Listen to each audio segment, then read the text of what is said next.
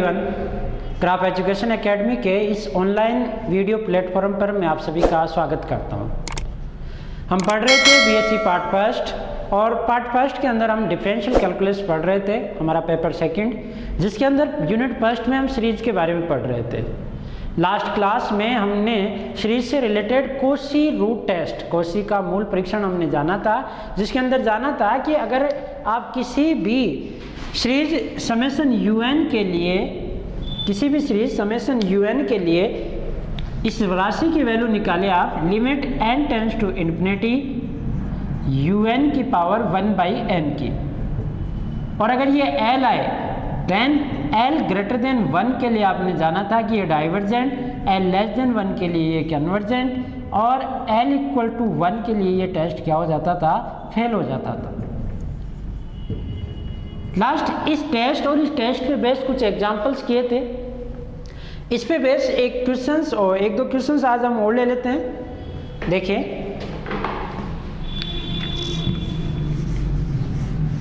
एक क्वेश्चन देखें इस पे बेस, कोई भी summation un is equals to, जो वेरिएबल x से रिलेटेड है, 1 प्लस nx की पावर n अपॉन n की पावर n। बुक में भी आपको ये मिल जाएगा। ये क्वेश्चन है, आपको चेक करना है कि ये सीरीज कन्वर्जेंट है या डाइवर्जेंट या ऑक्सीलेट। तो द एनेट्रम क्या है यहाँ पर, एनेट्रम ऑफ सीरीज आपके पास यहाँ un is equals to 1 plus nx की पावर n अपॉन n की पावर n। x यहाँ कोई भी रियल नंबर है। By Cauchy root test, Cauchy root test हम वैल्यू निकाल रहे हैं किसकी, limit n tends to infinity un की power 1/n। Limit n tends to infinity 1 plus nx और ये पावर n अपॉन n। मैंने कहा था कि जब आपके पास nth टर्म के ऊपर पावर्स n हो तो आप कोशी रूट टेस्ट लगा सकते हो। होल पावर n होने की वजह से हमने ये रूट लगाया। ये पावर n कैंसिल हुई 1/n से, आपके पास जो बचा हुआ पद क्या है, limit n tends to infinity 1 plus nx upon n। इसे आप ऐसा लिख सकते हैं, limit n tends to infinity 1/n और n से n कैंसिल x, और जैसे ही लिमिट आप लोगे तो वैल्यू क्या आएगी, x। यानी ये सीरीज पूरी कन्वर्जेंट या डाइवर्जेंट किस बात पे डिपेंड करती है, x की वैल्यू पे। हम जानते हैं कि कोशी रूट टेस्ट से जो लिमिट आए वो n अगर ग्रेटर देन 1 है तो सीरीज डाइवर्जेंट, लेस देन 1 है तो कन्वर्जेंट, इक्वल 1 है तो टेस्ट फेल। यहाँ वैल्यू क्या आ रही है, x। अब x वैल्यू 1 से बड़ी, 1 से छोटी और 1 के इक्वल, इन तीन केस में होगी तो सीरीज आपके पास कन्वर्जेंट, डाइवर्जेंट और टेस्ट फेल की स्थितियों में आएगी। तो अब केस बनाते हैं हम। अब यदि पहला केस x ग्रेटर देन 1 है तो कोशी मूल परीक्षण से क्या होगी, सीरीज से श्रेणी समेशन un, इस केस में आपके पास क्या होती है, डाइवर्जेंट होगी, और यदि x लेस देन 1 है तो कन्वर्जेंट होगी। ये आप जानते हैं, x की वैल्यू, x किसकी जगह आ गया, यहाँ कोशी रूट टेस्ट में जो लिमिट l आती है उसकी जगह, और इस लिमिट की वैल्यू के हिसाब से हम इसे कह सकते हैं कि x ग्रेटर देन 1 के लिए कन्वर्जेंट, लेस देन 1 के लिए डाइवर्जेंट। और अब अपने पास क्या है, केस अगला कि x की वैल्यू 1 हो जाए तो क्या होगा। तो x की वैल्यू 1 के लिए हम इसे चेक करते हैं कि ये कन्वर्जेंट होगी या डाइवर्जेंट। तो देखें, देखो मिटा दूं मैं, आई होप समझ में आ गया होगा ये आपको। तो तीसरी स्थिति x इज इक्वल्स टू 1 के लिए, देखो x इज इक्वल टू 1 के लिए un आपके पास कैसा हो जाएगा 1 प्लस n की पावर n अपॉन n की पावर n। ऐसा है आपके पास, यानी श्रेणी कैसे हो जाएगी, अर्थात ये कह सकता हूं मैं कि समेसन un जो है वो ऐसी श्रेणी हो जाएगी समेसन 1 प्लस 1 बटा n की पावर n अपॉन n की पावर n। यानी आप पहला पद लिखोगे तो 1, दूसरा पद लिखोगे तो 1 प्लस 1 2, सॉरी पहला पद 1 प्लस 1 2, 2 की पावर 1 अपॉन 1, दूसरा पद लिखोगे तो 2 प्लस 1 3, 3 की पावर 2 और 2 की पावर 2। ऐसे ही अगला पद लिखोगे 4 की पावर 3, एक जुड़ जाएगा नीचे 3 की पावर 3, ऐसे पद चलते जा रहे हैं। ये श्रेणी बन जाएगी किसके लिए, x इज इक्वल टू 1 के लिए। अब अगर आप x इज इक्वल टू 1 वाली पोजीशंस पे कोशी रूट टेस्ट लगाओगे तो टेस्ट आपके पास क्या होगा, फेल, क्योंकि लिमिट कट जाएगी, वैल्यू क्या आएगी 1, क्योंकि 1 के लिए ही तो काम आ रहा है। तो कोशी रूट टेस्ट से तो ये क्वेश्चन आगे सोल्व नहीं होगा। अब पिछले जो टेस्ट हम पढ़ चुके हैं, पिछले कौन से टेस्ट पढ़ चुके हैं हम, कोशी रूट टेस्ट के अलावा कंपेरिजन टेस्ट और hyper harmonic series. Comparison test से आप इसे क्या कर सकते हो, चेक कर सकते हो, देखें। और एक चीज ये कि इसके अंतिम पद कहाँ जाना चाहिए, 0 पे, तो ये कन्वर्जेंट या डाइवर्जेंट के लिए होगी। तो यहाँ आपके पास un क्या है 1 प्लस n की पावर n अपॉन n की पावर। आपको n कॉमन लेना है, ऊपर से कॉमन लोगे तो 1 प्लस 1 बटा n की पावर n, यहाँ से n कॉमन आएगा तो 1, ये 1 बटा n और इसकी पावर n, और नीचे आपके पास n की पावर n, यानी un आपके पास हो गया 1 प्लस 1 बटा n की पावर n। और आपको दिख रहा है कि un n tends to infinity पे 0 की ओर अग्रसर नहीं हो रहा। तो यहाँ आप जैसे ही लिमिट निकालोगे, limit n tends to infinity un, तो आपके पास ये वैल्यू आएगी limit n tends to infinity 1 plus 1 बटा n की पावर n, और वो e आएगी which is not equal to 0। और आपके पास ये भी पता है कि कोई भी सीरीज कन्वर्जेंट कब होती है, कन्वर्जेंट और डाइवर्जेंट कब होती है, कि उसकी नेसेसरी कंडीशन है कि अंतिम पद तो कम से कम क्या होना चाहिए, 0 पे। अगर अंतिम पद ही 0 की ओर अग्रसर नहीं हो रहा तो सीरीज स्वतः ही क्या हो जाती है, डाइवर्जेंट। तो इस केस में, तीसरे केस में अपन कह सकते हैं कि x इज इक्वल टू 1 के लिए सीरीज कैसी है, अतः x बराबर 1 पर समेसन un डाइवर्जेंट है। तो आपको ये समझ में आ गया होगा। इस प्रकार के क्वेश्चंस भी आपको मिलेंगे किताब में, जहाँ भी किसी क्वेश्चंस के साथ x वेरिएबल है तो सारी चीज़ें किस पे डिपेंड करेगी, x की कंडीशंस पे। कभी यहाँ x आएगा, कभी x बटा e आएगा, कुछ भी फॉर्मेट आए x के फॉर्मेट में आएगा वो। x की फॉर्म में जब भी आएगा तो आप इसको लेस देन 1 करोगे, अगर कोशी रूट टेस्ट लगा रहे हो लेस देन 1 कन्वर्जेंट हो जाएगी, और अगर ये ग्रेटर देन 1 होगा तो ये डाइवर्जेंट हो जाएगी, और इक्वल 1 होगा तो टेस्ट फेल हो जाएगा। तो फिर जैसे ही इक्वल 1 होता है तो कोशी रूट टेस्ट आपके एप्लीकेबल नहीं होगा। इसके अलावा जो टेस्ट आप पढ़ चुके हो उन टेस्ट से उसे आगे क्या करें, सोल्व करें। समझ में आ गया होगा ये। तो इस प्रकार कोशी रूट टेस्ट से आप सारे क्वेश्चन जो आपके बुक में है वो कर सकते हैं। मैं आपको आगे आइडिया दूंगा कि किसी क्वेश्चंस को देखते ही कैसे पता लगाया जा सकता है कि इसे कौन से टेस्ट से किया जाए। पहले हम कुछ टेस्ट और पढ़ लें, उनके बारे में जान लें, धीरे धीरे उन टेस्टों के बारे में जैसे ही आप कंप्लीट कर पाओगे, सारे टेस्ट पढ़ लोगे, तो एक रैंडम क्वेश्चन हम उठाएंगे और जांचेंगे कि इसको कौन कौन से टेस्ट से कर सकते हैं, और एग्जाम में कैसे पता लगे कि इसको इस टेस्ट से सोल्व किया जाए। तो ये समझ में आ गया होगा कोशी रूट टेस्ट। आज हम अगले टेस्ट की अब चर्चा करते हैं। नेक्स्ट टेस्ट देखें आप, हेडिंग डाल ले अगले टेस्ट की, देलेम्बर रेशियो टेस्ट। देलेम्बर अनुपात परीक्षण।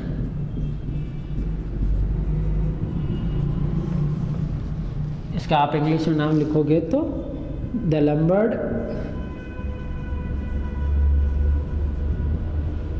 Ratio test. वैज्ञानिक नाम है, उसके नाम पर ही इस टेस्ट का नाम है कि देलेम्बर अनुपात परीक्षण। जैसे कोशी के नाम पे था कोशी टेस्ट, वैसे ही D'Alembert ratio test. BSc part second में भी आप इसके बारे में जानोगे। अभी हम केवल बीएससी पार्ट फर्स्ट में है, तो थोड़ा सा एक आइडिया मैं आपको दे देता हूँ। यहाँ देखो, हमने ये जाना कि कोशी रूट टेस्ट ऐसा होता है, limit n tends to infinity un की पावर 1/n, और इसकी वैल्यू से निकाला जाता है। जब आप सेकेंड ईयर में रियल एनालिसिस पढ़ोगे तो वहाँ जानोगे कि ये limit n tends to infinity un plus 1 upon un के इक्वल होती है। un प्लस 1 यानी n प्लस 1वां पद अपॉन nवें पद के डिवीजन के इक्वल होती है। और इस लिमिट की वैल्यू से आप यहाँ इस टेस्ट के बारे में अंदाज़ा लगा सकते हो। कॉची रूट टेस्ट इसी पे बेस है, पूरा का पूरा रूट टेस्ट इसी को बताता है। जैसे इसके लिए कहा कि हमने L है, L ग्रेटर देन 1 के लिए ये आपके पास क्या है सीरीज, L ग्रेटर देन 1 के लिए क्या है आपके पास सीरीज डाइवर्जेंट है। L लेस देन 1 के लिए यहाँ डाइवर्जेंट थी, यहाँ कन्वर्जेंट थी। तो इसकी भी अगर आप लिमिट निकालोगे, आप चाहे इसकी निकालें चाहे इसकी निकालें, ये लिमिट की डेफिनेशन से आप सेकेंड ईयर में सिद्ध करोगे कि ये दोनों लिमिट सेम आती है। तो इसकी भी कोई लिमिट आएगी और वही L, फिर आपके पास वही केस बनेंगे ग्रेटर देन 1, लेस देन 1 और इक्वल 1। और इन तीनों केस में वैसे ही डाइवर्जेंट, कन्वर्जेंट और टेस्ट फेल। अब बुक में इसे इस फॉर्मेट में न देकर इस फॉर्मेट में दे रखा है limit n tends to infinity un upon un plus 1 और फिर L की वैल्यू आ रही है। तो आपके पास जैसे ही un प्लस 1 अपॉन un है तो L ग्रेटर देन 1 के लिए डाइवर्जेंट है, तो यहाँ L ग्रेटर देन 1 के लिए क्या हो जाएगी कन्वर्जेंट, लेस देन 1 के लिए क्या हो जाएगी डाइवर्जेंट, इक्वल 1 ही रहेगा। जब टेस्ट क्या हो जाएगा फेल हो जाएगा।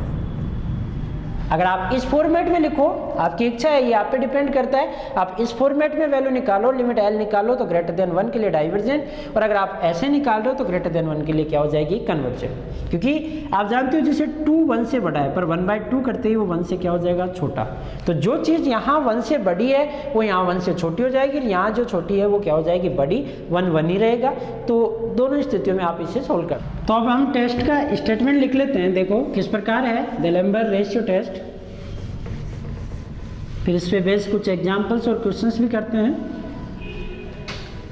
ये टेस्ट इंपॉर्टेंट है, काम भी आएगा, इस पे बेस क्वेश्चंस आते रहते हैं जनरली। तो देखो कैसे स्टेटमेंट इसका, माना समेशन un एक धनात्मक पदों की श्रेणी निम्न प्रकार है।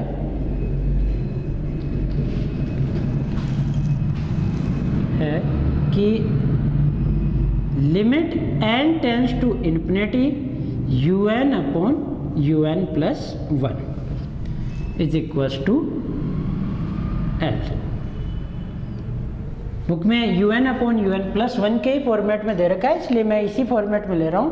अदरवाइज आप un प्लस 1 अपॉन un के रूप में भी ले सकते हैं, इज इक्वल्स टू L। इन प्रकार है कि ये L आ रही है।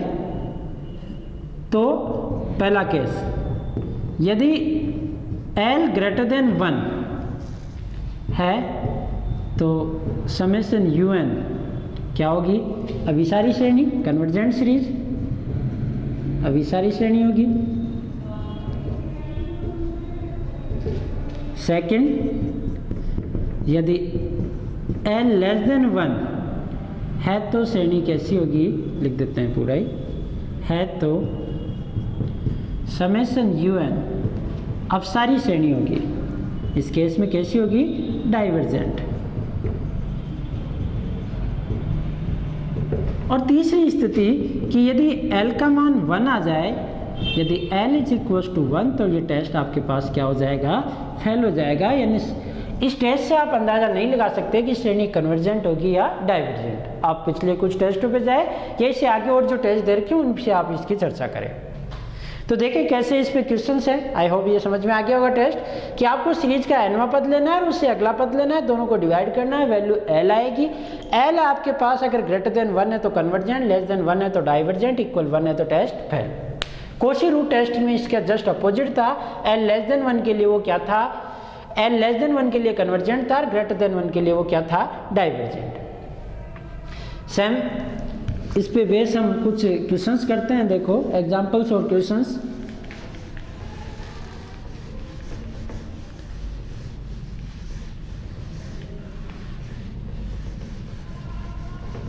जैसे एक सिंपल सा लेते हैं हम एक एग्जांपल,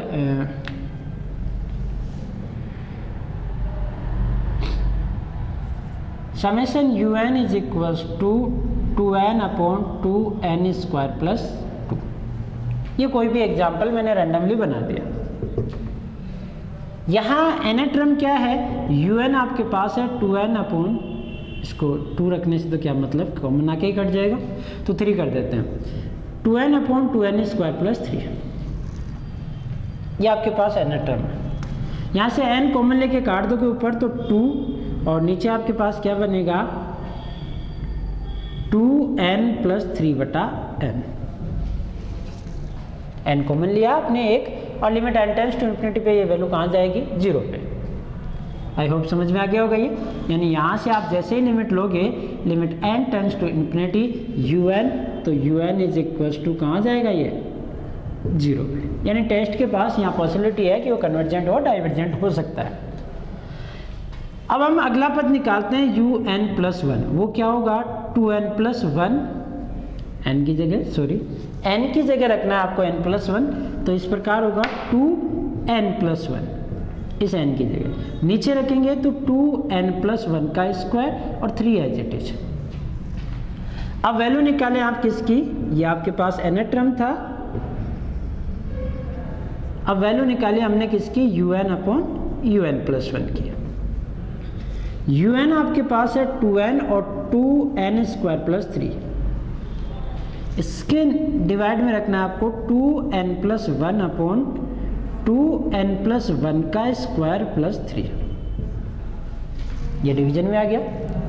यानी ये कैसा बन जाएगा, एक्चुअल में ऐसा लिख दूं क्या मैं इसे 2n, ये नीचे आ जाएगा 2n प्लस 1, नीचे ये है ये आपके पास, और ये ऊपर चला जाएगा तो 2n प्लस 1 का स्क्वायर प्लस 3, नीचे आपके पास हो जाएगा 2n स्क्वायर प्लस 3।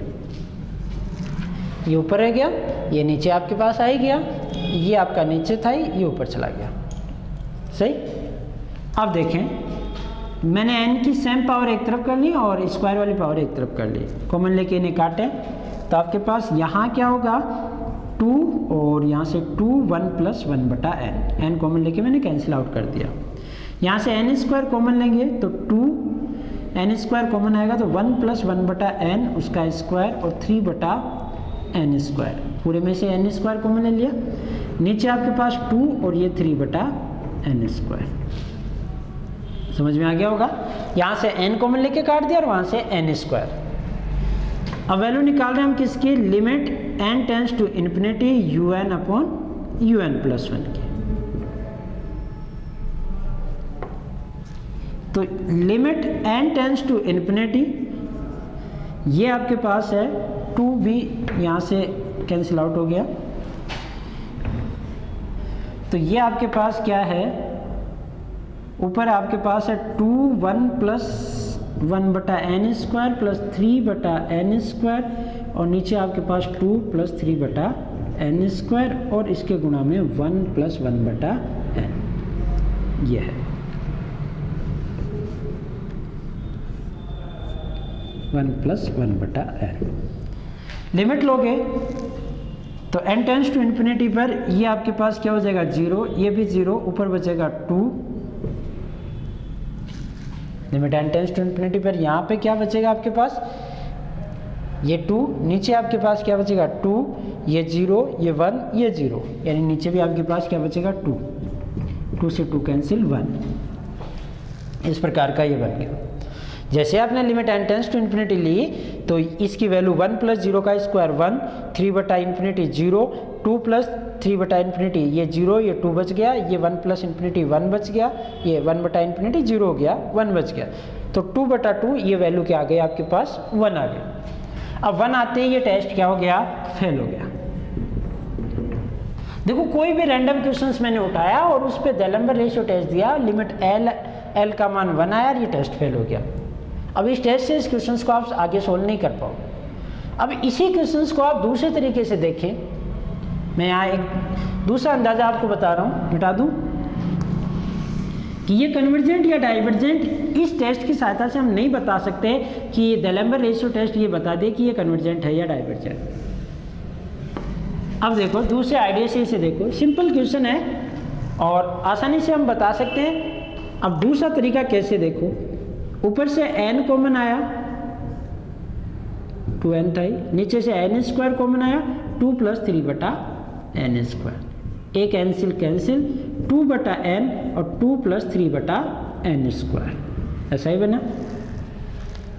यहाँ से अब आपको दिख रहा है कि 1/n टाइप का पद इसमें बाहर कॉमन है, n एक घात के रूप में कॉमन है, तो आप सहायक श्रेणी मान सकते हैं। तो हेल्पिंग सीरीज आपके पास क्या हो गई,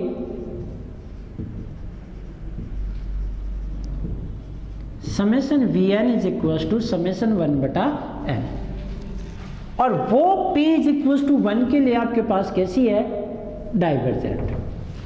अब वैल्यू किसकी निकाली, UN/Vn की, limit n tends to infinity, 1/1 ये n कैंसिल हो गया, ऊपर आपके पास यहाँ बचा limit n tends to infinity, n cancel होने पर यहाँ 2 बचा और यहाँ पे बचा 2 + 3/n स्क्वायर। लिमिट लेते ही ये वैल्यू कहाँ हो गई, 0 और 2/2, यहाँ क्या आ गया 1। और आपको पता है बाय सेकंड कंपैरिजन टेस्ट या तो दोनों एक साथ कन्वर्जेंट होगी या एक साथ डाइवर्जेंट, बस L वहाँ 0 नहीं आनी चाहिए थी। तो बाय सेकंड कंपैरिजन टेस्ट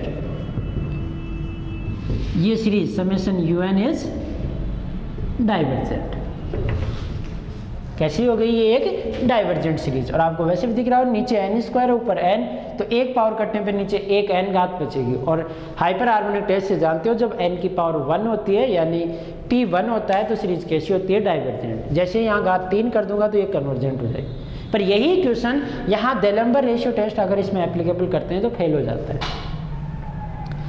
तो ऐसे किसी भी टेस्ट से आप क्या कर सकते हो, कौन से क्वेश्चंस पे कौन से टेस्ट को आप एप्लीकेबल करोगे, कौन सा टेस्ट फेल हो जाएगा, इसका अंदाज़ा मैं लास्ट में दूंगा।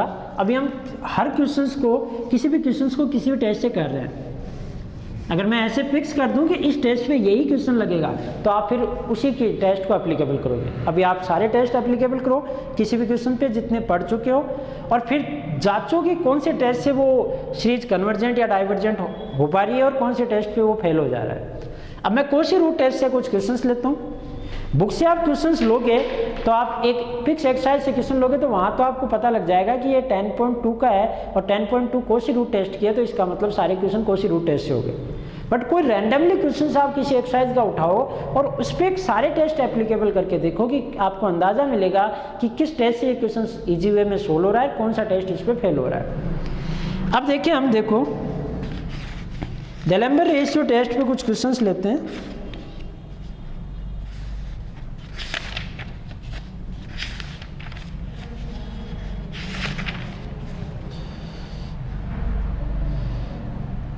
जैसे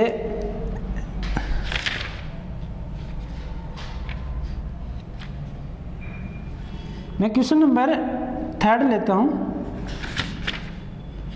4th ले लेता हूँ। एग्जाम्पल नंबर 4 2 बार आया हुआ भी है और अच्छा एग्जाम्पल है। इस प्रकार की सीरीज है 2x + 1 3² x² अपॉन 2 की पावर 3 4³ x³ 3 की पावर 4, इस प्रकार की पद समूह है। एन टर्म आपको नहीं दे रखा है। सीरीज की कन्वर्जेंसी और डाइवर्जेंसी को आपको जांच करना है। यहाँ पे आप कौन सा टेस्ट एप्लीकेबल करोगे, देलम्बर, और इसके अलावा भी टेस्ट आप इस पे एप्लीकेबल करके जांच कर सकते हो। तो सीरीज का एन टर्म कौन सा है, एन टर्म UN = देखो ऊपर कैसे चल रहा है 2 3 4, यानी एक स्टेप आगे से चल रहा है। तो 2 3 4 का मतलब n+1, और पावर्स कैसे चल रही है 1 2 3 से, यानी पावर क्या है n। नीचे चल रहा है 1 2 3 यानी n, और पावर्स कहाँ चल रही है यहाँ, ये 3 4, यानी यहाँ पावर 2 लगा सकते हो आप, तो n+1 सही, और x की पावर n इस प्रकार का है। n+1वां पद, आप n में एक आगे बढ़ोगे तो यहाँ n+2, यहाँ n+1, x की पावर n+1, नीचे आपके पास n+1 की पावर n+2। अब वैल्यू किसकी निकालनी है आपको, UN/UN+1 की, UN/UN+1। UN है n+1 की पावर n अपॉन n की पावर n+1 इंटू x की पावर n। इसमें ये पद ऊपर चला जाएगा, n+1 की पावर n+2 अपॉन नीचे ये आ जाएंगे आपके पास n+2 की पावर n+1 और x की पावर n+1। कैंसिल आउट करें, x की पावर n यहाँ कैंसिल हो गई, नीचे एक x बच गया, और n+1 की पावर n ये है और n+1 की पावर n+2 ये है। ये नीचे आएंगे n+2 वाले पद, ये ऊपर चला, और यहाँ है n+2 की पावर n+1। ऊपर से n यहाँ से कॉमन आएगा, n की पावर n और n की पावर 2+3, तो ऊपर से n की पावर n ये रही और यहाँ बचेगा 1+1/n की पावर n। यहाँ से n कॉमन ले लिया, यहाँ से आपने क्या किया, n कॉमन लिया तो n की पावर n+2 कॉमन आ गई और बचा क्या, 1+1/n की पावर n+2, n+2 कॉमन आए, सॉरी। नीचे आपके पास पद हैं n की पावर n+1, ये ऐसे कैसे, इसमें से n की पावर n+1 यहाँ कॉमन आ जाएगी, बचेगा क्या, 1+2/n की पावर n+1। आई होप समझ में आ गया होगा। n की पूरी पावर्स ऊपर कॉमन ले ली और नीचे कॉमन ले ली, ये n+1 n+1, तो ये क्या हो गया, n और n 2n+2, और ये n और n+2, तो ये पूरी पावर्स क्या हो गई, n+2 कैंसिल हो गई। 1+1/n की पावर n ये रही और n+2 ये रही, तो आपके पास un/un+1 जो है उसका मान क्या हो गया, यहाँ उसकी वैल्यू हो गई, ऊपर आपके पास है 1+1/n की पावर n और ये है 1+1/n की पावर n इंटू 1+1/n की पावर 2। मैंने इसको अलग अलग भागों में बांट दिया ताकि लिमिट लेने में सुविधा हो सके। नीचे आपके पास है 1+2/n और उसकी पावर n+1, इसे भी ऐसे लिख देता हूँ मैं, पावर n और 1+2/n।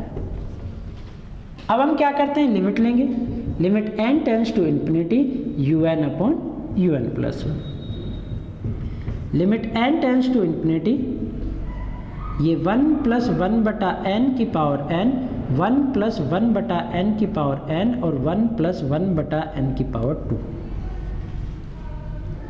ये 1+2/n, मैं इसे n/2 करके स्क्वायर कर देता हूँ ताकि जो राशि यहाँ है वो यहाँ बन जाए, और यहाँ 1+2/n। ऐसा क्यों किया देखना, आप ये जानते हो कि 1+1/n की power n limit n tends to infinity क्या होता है, e, इसकी वैल्यू e होती है। अगर यहाँ 2n है तो यहाँ 2n आए तो भी e होगी, जो पद यहाँ है वो यहाँ होना चाहिए। अब आपके अगर यहाँ 2 दे रखा है तो आप इसे ऐसा लिख सकते हैं, limit n tends to infinity, ताकि ये आसानी से सोल्व हो जाए, 1+n/2। यहाँ n है तो इसे n/2 बनाने के लिए 2 से डिवाइड किया, 2 से ही मल्टीप्लाई कर दी, इसकी वैल्यू क्या हो जाएगी पूरे की e, इसीलिए मैंने इसे 2 से डिवाइड करके 2 से मल्टीप्लाई कर दिया। अब वैल्यूज देख लें, इनकी लिमिट क्या होंगी,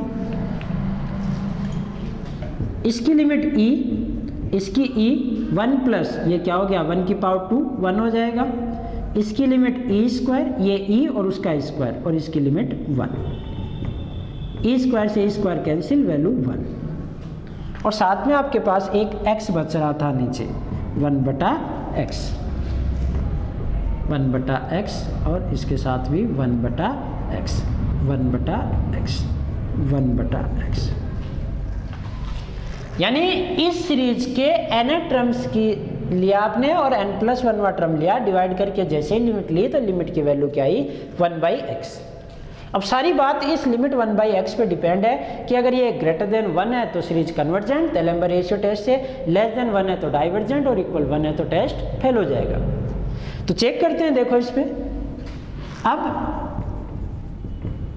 तेलेम्बर रेशियो टेस्ट से,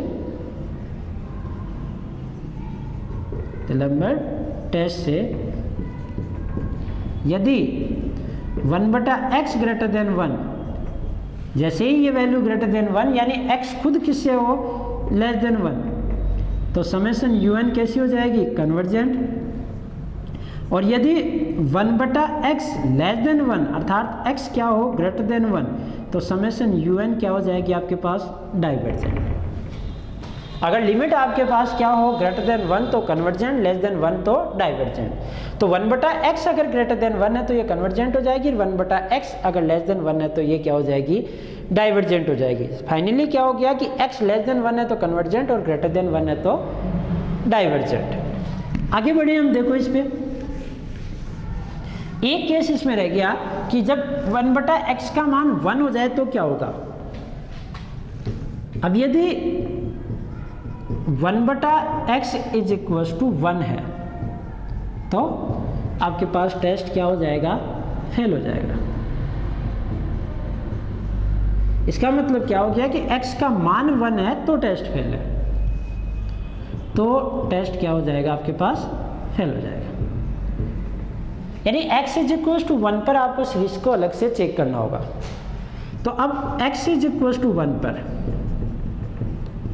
सीरीज समेशन un कैसी हो जाएगी 2/1 स्क्वायर 3 स्क्वायर बटा 2 क्यूब, x का मान तो 1 हो गया 4 क्यूब बटा 3 की पावर 4। ऐसे ही nth पद लिखोगे तो आपके पास क्या है n+1 2 से चल रहा है और उसकी पावर 1 2 3 यानी n, और नीचे आपके पास है 1 2 3 n की पावर n+1। इस फॉर्मेट में बन गया ये 2 3 4 तो 1 रखोगे 2 और नीचे 1, यहाँ 1 रखोगे 2 ऊपर 1। ये नीचे पावर ज्यादा है ऊपर n पावर है नीचे n+1 है, यानी अंतिम पद किसकी ओर जाएगा 0 की ओर। तो अर्थात सीरीज कन्वर्जेंट डाइवर्जेंट हो सकती है। अब डेलेम्बर रेशियो टेस्ट से अपना क्वेश्चन सोल्व नहीं हो रहा तो आपके पास कोशी रूट टेस्ट आप एप्लीकेबल कर सकते हो, वो कोशी रूट टेस्ट भी यहाँ फेल होगा।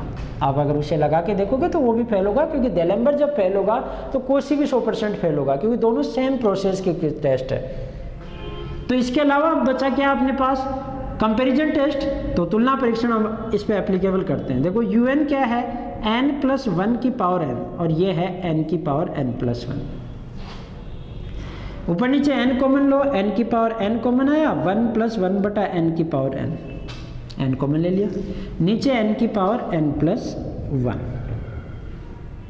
यहाँ से क्या हुआ n की पावर n कैंसिल होगी, एक बच गया n, यानी 1/n 1+1/n की पावर n।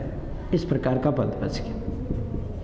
समझ में आ गया होगा कि सहायक श्रेणी क्या होगी, हेल्पिंग सीरीज आपके पास हो जाएगी summation Vn is equal to summation 1/n।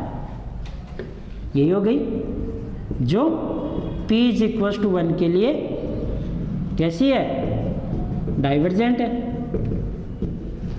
अब वैल्यू किसकी निकालेंगे हम un/Vn की।